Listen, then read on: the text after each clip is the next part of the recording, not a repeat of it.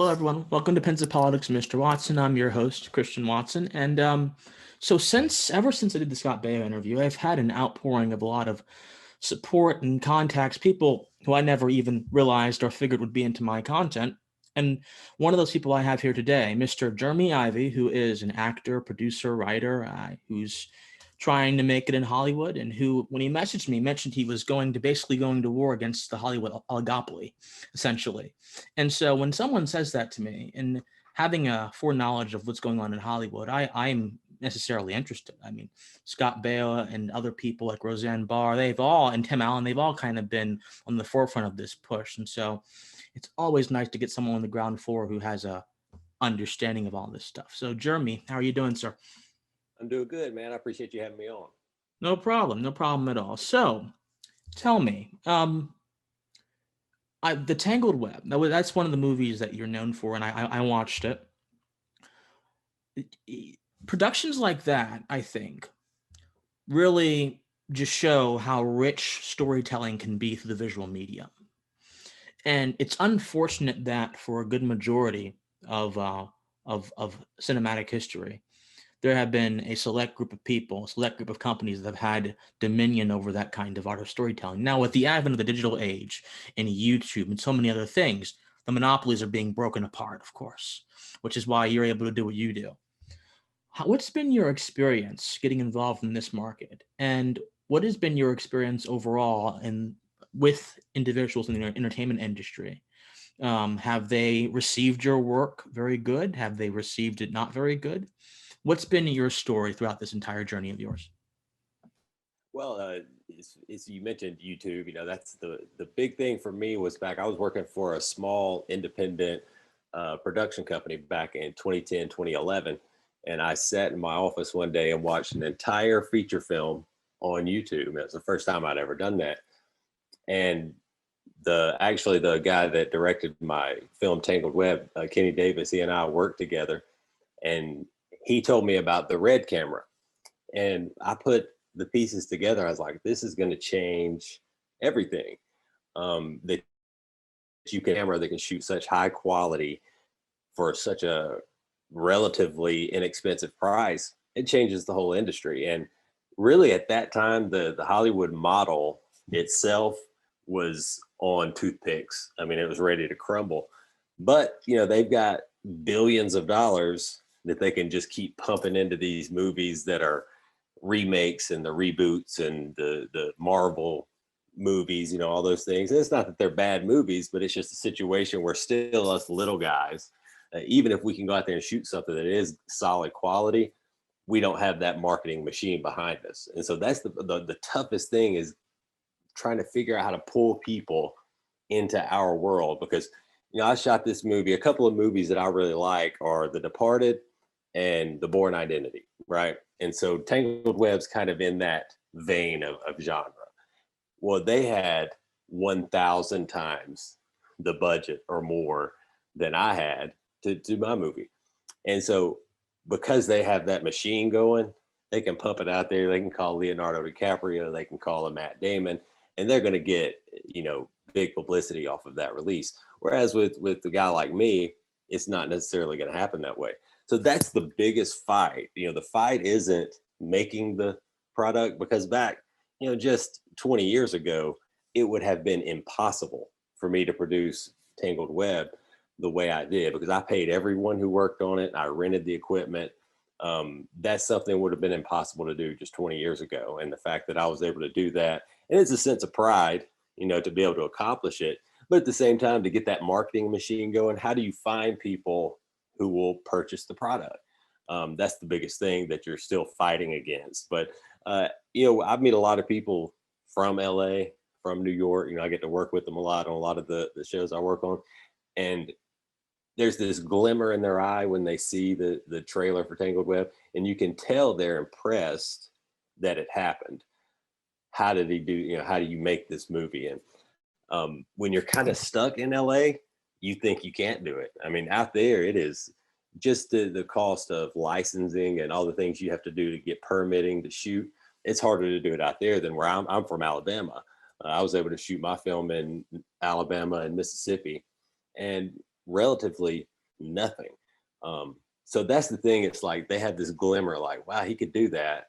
And I think a lot of them wishes they had that opportunity as well. So it's growing, and I think it's there. And I think you see Ben Shapiro just did it on where he's putting like a pay site in his website where people can just go watch his movie that he self-produced. So I think Hollywood is on notice, and it's a teetering business model for sure.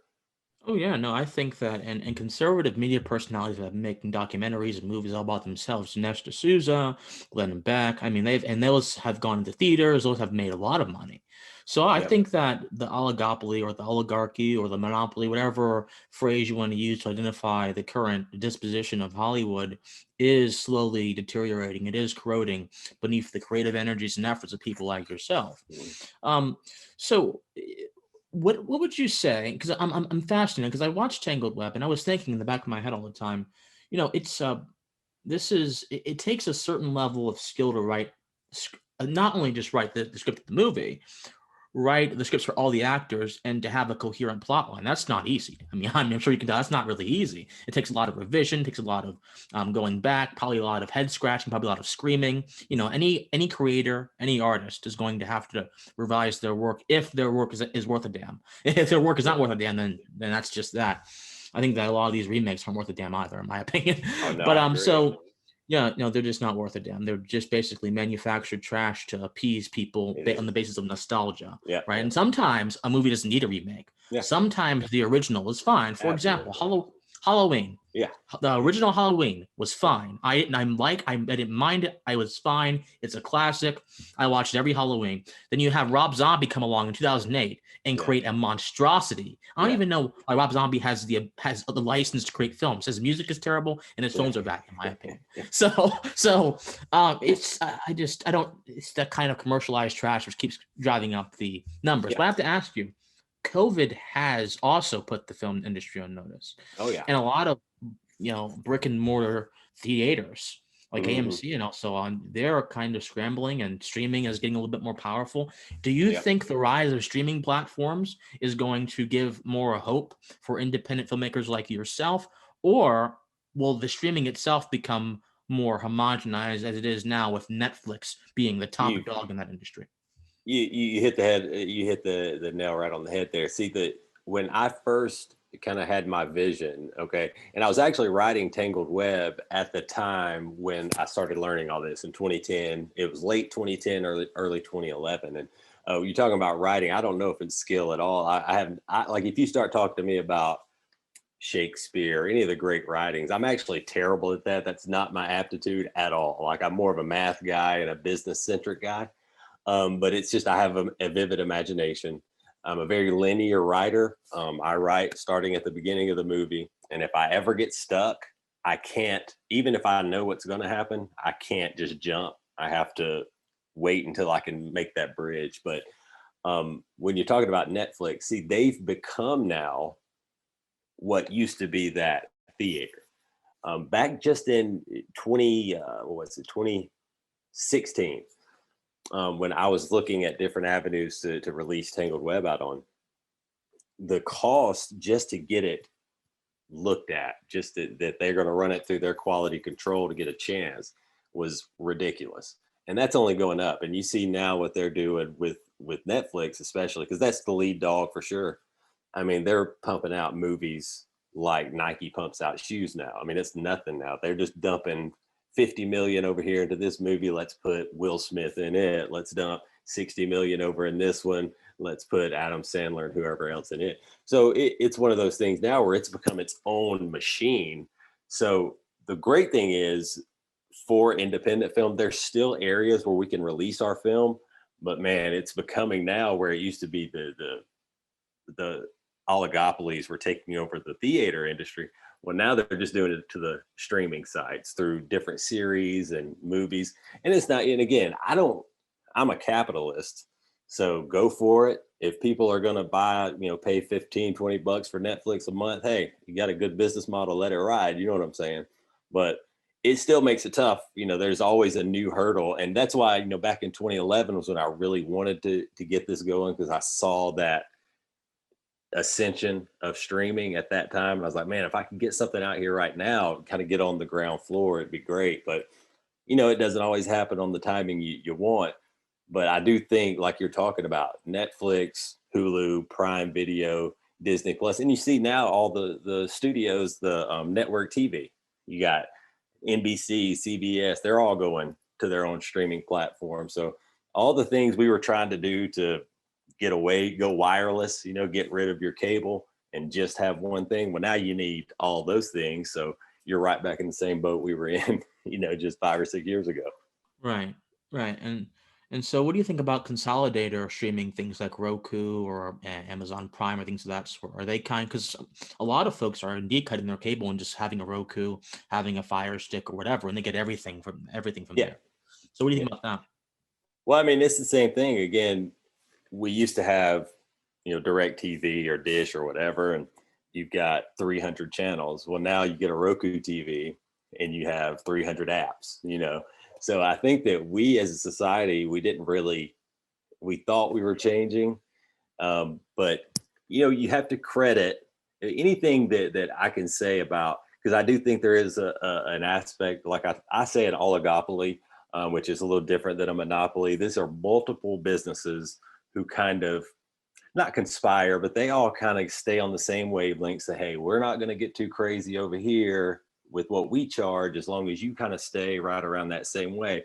And they kind of keep the market where they want it in that way. And that's why I call it an oligopoly. But again, it's like, if you have consumers and they're willing to pay the money, I'll never can just crap on it. You know what I mean? Right. Even though it makes it hard on me as a film producer who would love to get that traction and get up to a level where I'm, self-funding producers, producing movies all the time.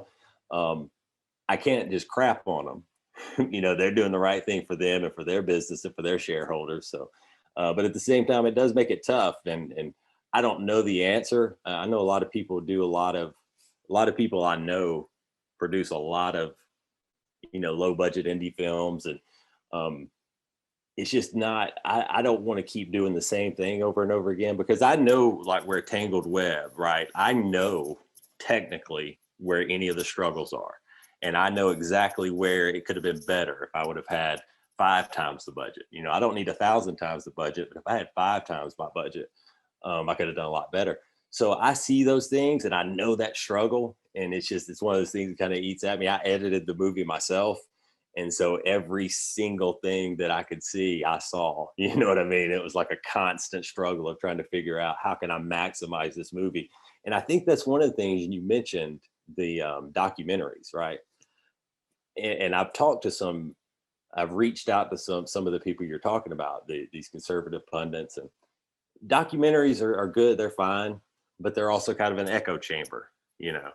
I could do a documentary about something I believe in, whatever it may be, and I'm going to slant it towards my beliefs. That's just kind of the way documentaries work. Well, if people agree with me, they're going to love it. They're going to watch it. Wow, that was a great documentary, very informative. But if someone disagrees with that position, they're just going to crap on it the whole time, say it's all lies. And so I think the documentary wave over the last maybe 4 or 5 years, I think it's kind of run its course. And that's why I give Shapiro credit, at least, not that I watched the trailer for that movie. I didn't watch it. It was kind of contrived. I didn't really care for it's kind of like a Hollywood movie. It was a bloated budget, contrived story. I didn't really get into it, so I didn't watch it. But at least he's trying something different, going the narrative route. And we all complain about these Hollywood liberal elites, but we keep going and watching their movies. We keep getting Netflix and all this. So I think going the narrative route is what we need to do. Even if you're somebody who's just completely don't care about politics, apolitical. But people who are right-leaning, conservative-leaning, libertarian-leaning, whatever, stop complaining and find people to partner with, and let's produce our own narrative content. We can make good movies that can compete, and then get rid of the politics. If you get, the great thing about the First Amendment is I can talk politics, I can talk religion, talk about whatever I want. I just happen to be a right-leaning person, a more libertarian, Christian person, so that I wouldn't necessarily fit into the mode of a Hollywood, guy. But if more people on my side just started making good movies, that's all that matters. Let's just make good movies. We don't have to try to influence society through documentaries. Just show that good, solid, normal people can get out there and make good movies. I think that's something we need to try to do. Right. And I think that the documentary wave, as you mentioned, I think that, and correct me if I'm wrong, I think that Michael Moore was really one of the pioneers of that. Absolutely Columbine was huge. Absolutely. Even if people hated it, and I didn't, I watched it, I couldn't stand it. I said wonder I made through the movie. But even if people hated it and realized that his arguments were full of non sequiturs and logical leaps, and he was being selective, he was being manipulative, he was basically letting his partisanship drive his ability to make an argument, which is why it was so bad. That movie on both sides had a tremendous impact. It drove policy. It drove discussions. A lot of conservatives saw that and said, you know what? Let me try to do that. But I think the problem is, I think Michael Moore had more sympathetic ears in certain high places, whereas more conservative documentarians don't really have those sympathetic ears. And they can't, it's imitation, right? You cannot necessarily always go after the masters. Sometimes the masters need to be put in their own place and let them do their own thing. When you have Dinesh D'Souza saying, oh, Obama's America, and coming out with that, a good majority of the country that voted for Obama is not going to watch that. They're not going to watch that. They're going to think you're crazy. And when you have all this other stuff, Hillary's evil, and regardless of if that's true or not, you're producing basically propaganda pieces that do not appeal to people. Bowling for Columbine did have a wider appeal because it wasn't more particularly saying a single thing immediately. He got to his point afterwards. It was him analyzing a touchstone event in American history, which many people at the time were thinking about. It was fresh in their minds, and he analyzed it and moved to the position afterwards. So I just think that a lot of conservative documentarians are not doing themselves a favor by stating their arguments first and then putting forth their film. They should probably, and this is what we learn in philosophy, try to investigate first, then put your position right there. I think that would be the best thing they could do. But speaking of the narrative route, and I'll let you respond to all that too. Speaking of the narrative route, I find that you can still influence people that way, I think, as you mentioned, but I also think that you can still be biased that way too. But maybe it's a little bit harder to discern because with the narrative route, it's not necessarily you taking a bunch of nonfiction stuff. It's you creating something that may or may not correspond to certain events in reality or certain actual occurrences in reality. But Christopher Nolan, I think he's one of the most brilliant directors in Hollywood. A lot of his stuff, The Dark Knight and everything, are commentaries about a lot of social issues.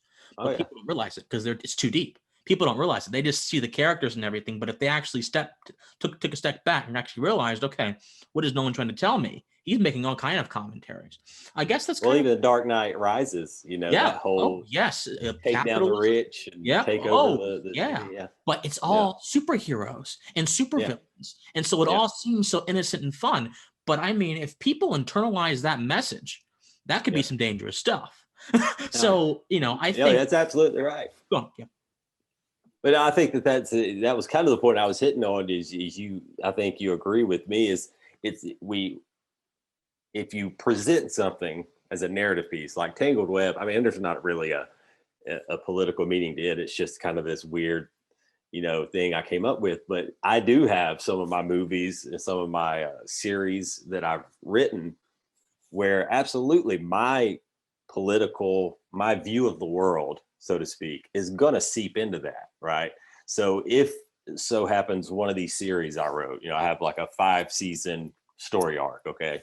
Well, if it gained a fan base and my thoughts are seeping in throughout this world that I've created, then you're absolutely right. People are going to notice it somewhat, maybe just on the surface at times.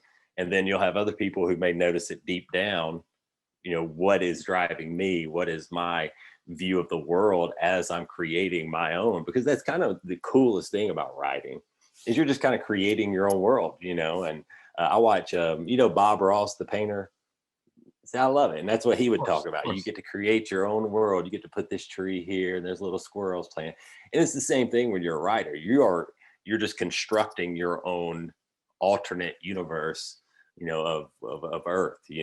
I'm here on Earth, but now I've kind of split the plane, and now I'm down here on this parallel one that I've created. And it's a great way just to release, if you're an imaginative person, but because it's running through your own brain, your own biases, your own thoughts and feelings and loves and hates and all those things kind of seep out into that writing. So I think you're absolutely right. And that's another reason why it would be great to see an alternate, instead of just everything coming from, this thing where everybody has to be sensitive and you can't hurt anybody's feelings ever. I grew up in the 80s. So I was a kid of the 80s.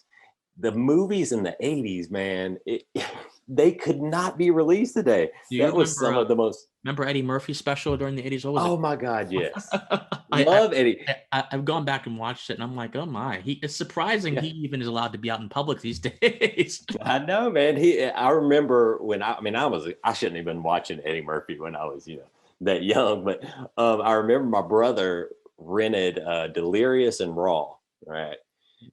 And I'm just laughing, but looking back on it now as an adult, I'm like, he was being so completely xenophobic and just insensitive and all these things that we just clutch our pearls and faint on the couch now, he was being all of those things and doing it brilliantly. And, Richard Pryor did it before him. And there's been other guys like that. And it's so funny that you brought up Eddie Murphy, because I really think that, I don't want to say the death, but, the just stand-up comedy is just become this saturated pool of nothing now compared to what it was.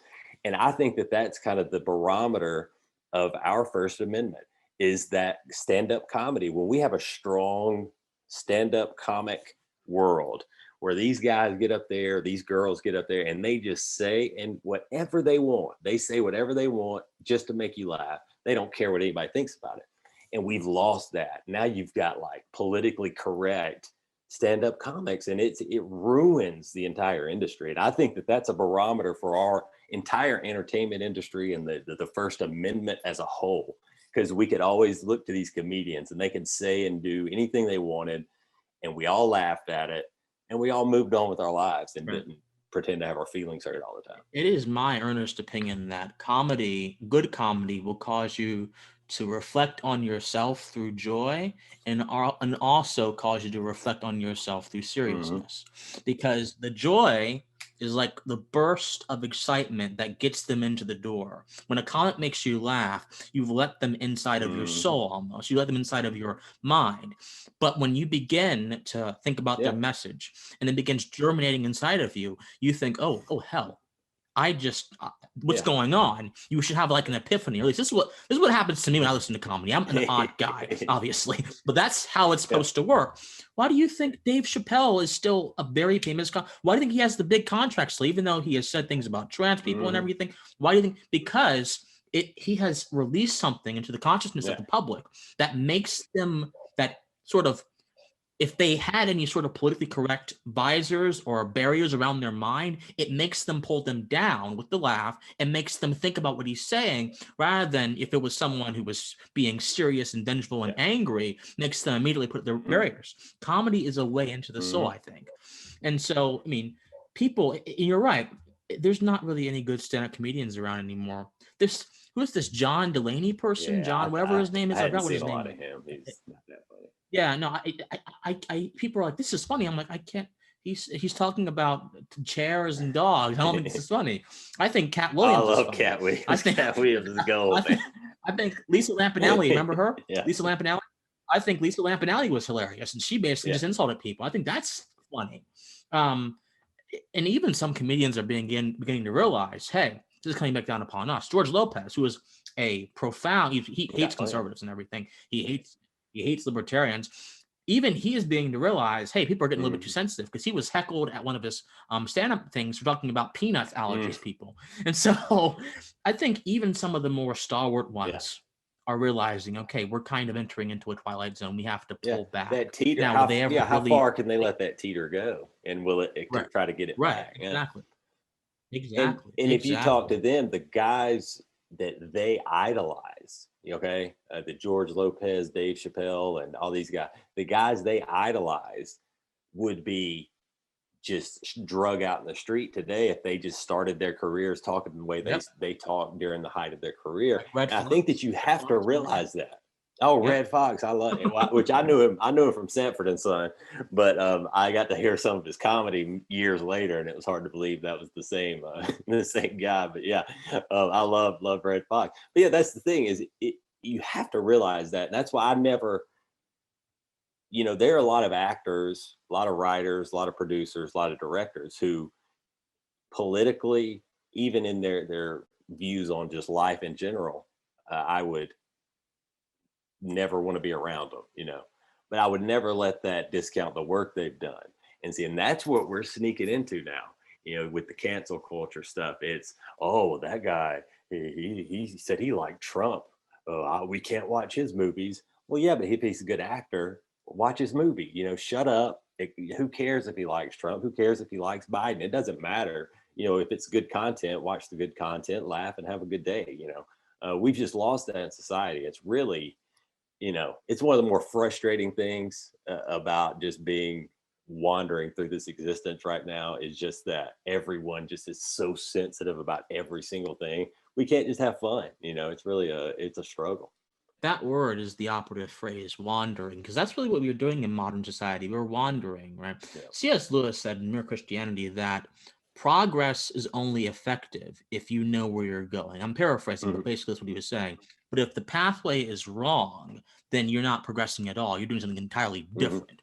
And we think that we're progressing by enacting all of these strict speech codes, enacting all of this self-regulation of the politically correctness into our language, into our diction, that we don't understand the pathway, though. We are basically just wandering through a vast wilderness because the pathway is leading us towards a kind of thought tyranny. The pathway is leading us to a reduction in the energies that can be expended for creativity, that can be expended for comedy and entertainment. The pathway is leading us to a stale, dead, sterile culture that doesn't produce anything anymore and simply serves the archetypes and the mind, the concepts of people who think they know better than the rest of us. We're leading ourselves to a sort of a tyranny of these overlord elites, I think. Not to sound hyperbolic, but that's exactly where it's going. No, I think you're right. I think that is that mindset. It's almost a mind control technique, the manipulation.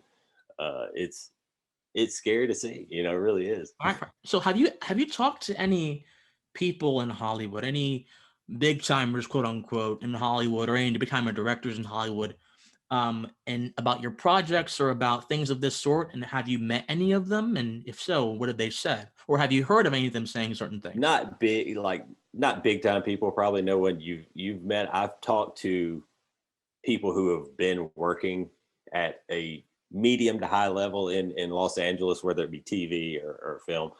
And it's a different world out there, man. Like you can tell if somebody walks into your home and they're from Colombia, they've lived in Colombia their entire life, and they walk in and try to converse with you, you're going to know it right away, right? There's going to be a struck barrier in language.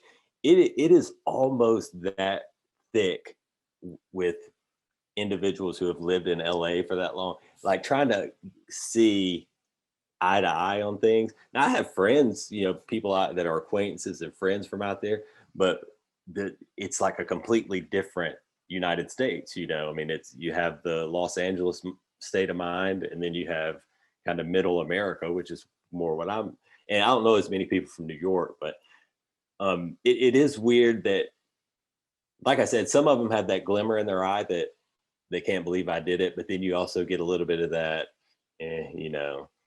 It's not a $100 million movie. Right. So what does it matter? Yeah. Oh yeah. And look, I get a lot of that. Yeah. Yeah. And in my own career, I mean, because I'm a budding political commentator, obviously. So I want to be in the media. I want to be out there representing these ideas before the public square. Yep. So, in my own career, I've had, sometimes I put out a video or something, and the video doesn't get 100 million views. So folks think, oh, what does he have to say? How is that valuable? Well, I'm like, well, have you listened to the video? I think I say some valuable things. I mean, you listen to the video and make your own determination. It's the vain appeal of glimmer and glitz. That's all that is. And that has overtaken people's faculties. That has overtaken people's ability to reason and operate truthfully in the world. Heraclitus, who was a philosopher in ancient Greece, said that the problem with men is that they have, and men being everyone, women and men, the problem with men is that they have their own private understanding and they cannot see the truth. So the problem with so many people, they have their own private understanding of what greatness is. Some of the greatest writers, some of the greatest directors were not known until they died. Edgar Allan Poe was primarily known in death. I mean, George Orwell was more famous in death than he was when he was living. Lovecraft he wasn't even acclaimed until he died. So, I mean, seriously, a lot of people are known after they far left the world. You cannot measure greatness by measuring numbers. You have to measure greatness by content and the quality of the content. And I think, and here's one thing that bothers me. I'm not sure if you ever heard this before. Has someone ever told you you have potential? Because that just really gets under my skin because it neglects what I already have. It's like, oh, you'll get there someday, my friend. What if I'm already halfway there? What if I already have what it takes to get there? I just haven't arrived yet. What's going on? So how do you respond to that stuff like that? Well, I mean, I'll tell you that for me, and how old are you again? I think you said you're 20, 21? I'm 20. Yeah. So you got a lot more of that to deal with, unfortunately, as you come up. I'm 41. So I've been through from 32 until now is when I've really been full time in the TV and film industry. And I think that was helpful for me, to be honest. When I first started writing, I was 19, right? I first started writing movies, first had this thought, man, I would love to be able to produce my movies that I write and, play the lead characters and all this stuff. If I would have ever had any level, not even success, just where I get to meet individuals and they get to tell me things like that, I would probably have a completely different opinion than I do now. Now, really, as I'm older, everything just rolls off my back. So I just really don't care about anything. Because I don't want to be famous. I don't care about being rich. It's one of those things where if I could make a living making movies, that's something that's doable now. So the potential stuff I used to get because I was good at math when I was a kid, and, all these things. I was a smart kid. So, oh, you got great potential. And when I was a kid, it was just, oh, so that means I'm going to graduate college and have a good, make $100,000 a year or whatever. I never really thought about it then. I was really a bright-eyed, just optimist when I was a kid and I didn't know what I wanted to do. Like when I was your age, I was still trying to figure everything out, And so now that I'm older and I know what I want to do, criticism doesn't bother. Nothing anybody says just really has any effect on me. So whether it's potential, I know condescending talk when I hear it. The big thing that I like to tell people, they say anything about Tangled Web. That's the movie that I did myself. I self-funded. I paid everyone that worked on this movie, and I'm very proud of what we were able to make happen. So anytime I get anybody that says anything that even sounds like a condescending tone to it, I was like, oh, well, show me the movie you self-funded and show me how to do it the right way. And then that conversation, because 99.9% of the people I've met that would say something like that have never actually done it themselves. Exactly. So I think that's the big thing is it's kind of it's subjective. That number one, potential is subjective, but also from our view of it being, our age difference. For you, man, you have a great opportunity because this medium is here for you, right? So that opportunity is there. So all you can do is just keep plugging, man. You just have to not listen to any negative stuff. I'm not saying, be offended by it. Some people let themselves be offended by it and it's going to motivate them. That's not the way I am. I'm just a ignore idiots kind of guy. I don't care and just keep going. So that's the thing. You have to find the best way to deal with that on your own. Like how do I stay looking straight forward and not worry about the chatter? And what's your goal? Like you have to set that goal. Like for me, when I was your age, it was, man, the richest guy in the world and who's the hottest singer. I want to marry her and all that. So that's the way I was. It was all very superficial stuff. And then as I got older and now it's legitimately, I want to make a living making movies, take care of my wife and my dog, and that's what I want to do now. So it's a different thing based on where you're at. Nothing bothers me now. I don't get offended by anything, and I think that I've gone almost too far with that because of this culture we're in now, where I'm almost just. I want somebody to offend, try to offend me. I just to get it, just to mix it up, you know. So I really don't let any of that bother me. I just try to stay the course, and I'm trying to figure out that next thing where I can just keep moving forward, you know. Absolutely. And so we're gonna wrap up here in a little bit, but I have one more question or two more questions to ask you because again, you've been a phenomenal guest, and I hope to have you back sometime. I mean, I enjoy Absolutely, man. talking Hit to me up anytime. people. Absolutely, I enjoy talking to people like you. Because it's just I love seeing people who want to fight, who want to grow, who want to reinvent, who want to Mhm. reimagine things in a legitimate way, not in a way that would oppress other Oh yeah. people, but would give other people a Oh yeah. voice, a platform to go into a certain area. So, what does you mentioned this? You mentioned how, in retrospect, you have let experience and wisdom temper and inform your goals. What does breaking through or being successful look like for Jeremy? What does it look like for you at this point in your It, life? well, it sounds so simple, man. I say it all the time. It's making a living, making movies. I've worked my very first. I grew up on a farm. Okay, hauling hay every summer. And that was what I did to make money, and that put gas in my little Beretta GT to get to school and back. Then, as soon as I graduated high school, my stepdad said, "You got to get a job, and you still have to do hay in the summer." And so then I went and worked at a pie factory. Okay, bagging fried pies. That's what I did. I was a bank teller for several years. I've been an auditor at a hotel, been a bartender, been a waiter, and so having all those experience, I've worked every job you can imagine, every type of job. And so I know what hard work is. I know I'm going to do whatever I have to do to get income. But for a breakthrough for me is one day you look on my IMDb and you see that I've produced, 10 movies that I've written. You know what I mean? It's really that simple. Like, have I been able to produce the movies that I've written? It's all I care about. I don't care about, the Hollywood thing. If I never have a red carpet in LA, I'll be fine. I just want to be able to produce. I think I have good, solid content in my scripts. I think that now I've shown that I can do it from start to finish. I did 90% of the pre-production and 99% of the post-production on Tangled Web, and had a lot of great people help me in the middle. And I've just kind of shown that template. I can do this. And now if I can kind of get the budgets a little higher and just keep pumping it out. And a lot of that's marketing, but so yeah, it's just about producing that content, man. I have so many stories that I want to tell, and it's really more about have I completed, some of that, and that's more of that as a breakthrough for me at this point in my life. Like I said, at 21 it was a lot different, but at 41 it's just I just want to get those stories out there. Absolutely. If I ever have a media company, I promise you, I gotta support people like you. If I ever have the company I want to have in the future, you got it. I mean, it's just awesome. So, no, I think you're doing great from what I see, and I think Appreciate it, you'll man. keep doing great too.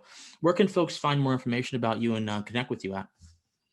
Well, the best thing to do is go to imdb.com to see the films I've been in.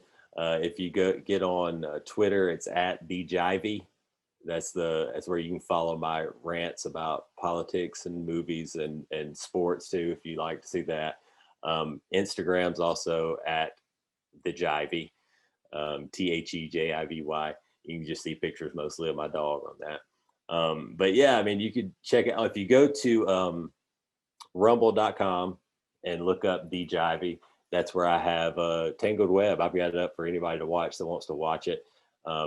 Yeah, I just want people to see it and